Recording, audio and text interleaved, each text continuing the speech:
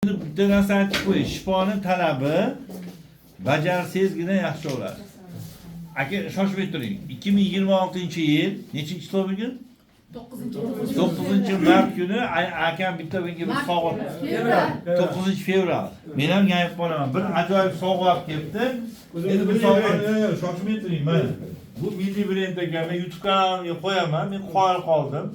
Endi mana kunda shu tuzalib ketgan bemorlardan 2-3 ta shunaqa milliy brendlar, har xil sovg'alar olaman.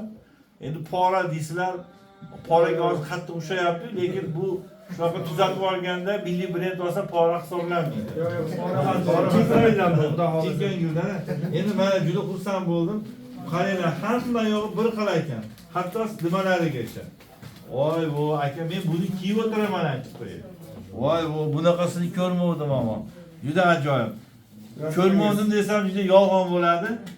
İnternetda ko'ruvdim, havas qiluvdim, yetolmayotgandim. Mana endi mana kiydim.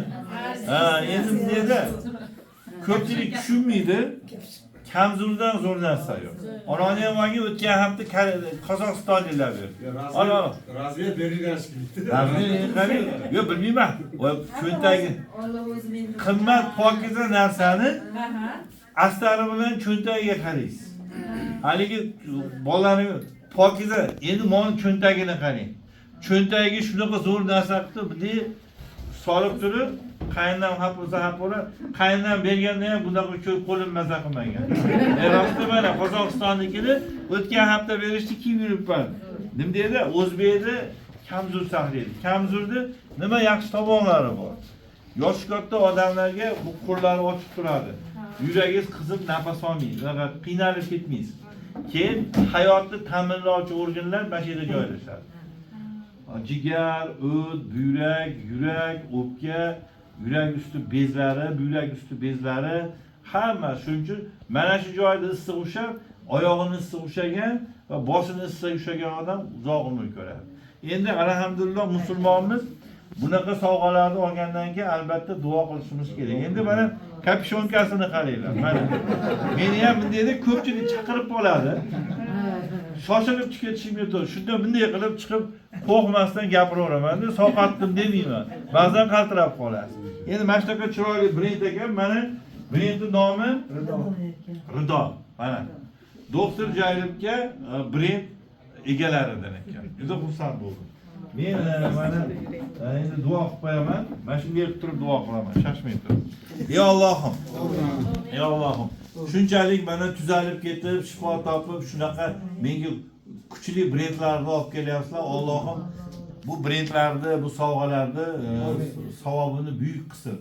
Hozir mana duoga qo'l ochib turgan bir 50 tacha odam shu yerda turibdi. Chunki obed bo'lib qoldi. Bu yerda hamma ham brend olib kelavermaydi, hamma ham o'zligini beravermaydi. Mana goh asal kelib qoladi, goh nimalar. Bugun shu kelganlarni aytyapman-da. Savobi buyuk bo'lsin. Va nima yaxshi niyatda shunaqa bizga sovg'a qilingan bo'lsa, albatta niyatlariga erishilsin. Shu kelgan hamma bemor shifo topsin. Shifo yo'llarini ko'rsatsin. Shifolarning yo'llaridan adashib qolishmasin. Shuni qatorida meni bolam Mansurbek bolam ham sog'ayib ketsin. Bundan ham sog'liklari mustahkam bo'lsin. Mana shu bolaning orqasidan juda ko'p orzu-havaslarni ko'ring. Kutmagan orzu-havaslaringiz kelib, siz ham shunday bir qalbingiz yayrasin. Opamniki, Hojon opamniki yayrasin. Eri xotin birgalikda qo'sha qarishib juda katta, demak, mansab, martabalarga erishsin. Hamma shifo topaversin. Yurtimiz tinch bo'lsin, prezidentimiz tinch bo'lsin. Allohim o'zi hammamizni qo'llaysin. Allohu akbar. Rahmat sizga.